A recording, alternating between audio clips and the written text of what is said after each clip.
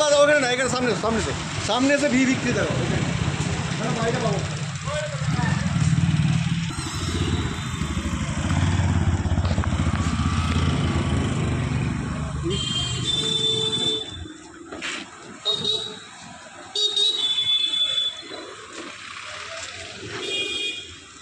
चलो आएगा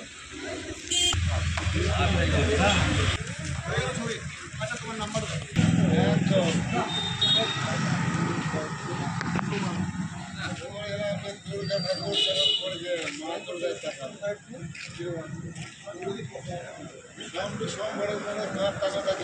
চলে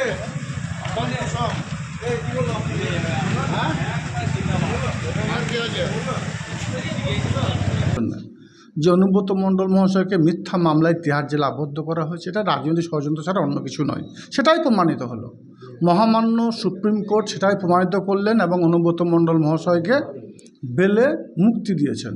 এর অল্প দিনের মধ্যে অপেক্ষা করুন, আমরাও দেখতে পাবেন তিনি ইডি মামলাতে বেল পাবেন এবং বীরভূম জেলার যে অভিভাবক আসনে তিনি ছিলেন সেই জায়গাতেই তিনি থাকবেন। তার সেনাপতি, তার অভিভাবকত্বে বীরভূম জেলা আগামী দিনে আরও ভালো জায়গায় পৌঁছে যাবে। যেমন আজকে বেলটা হয়েছে একটা, কারণ ইডি এর আগে হিয়ারিংয়ে বলেছিল যে আমরা তো ফার্স্ট অ্যারেস্ট করিনি, অ্যারেস্ট করেছে সিবিআই। সিবিআই বেল পেলে আমাদের তখন হলফনামা আমরা দিয়ে দেবো, আমাদের কোনো অবজেকশন থাকবে। কোথাও কি আশা হচ্ছে যে অনুব্রত মণ্ডল এবার ফিরবে? 100% আগস্টেই ফিরবে।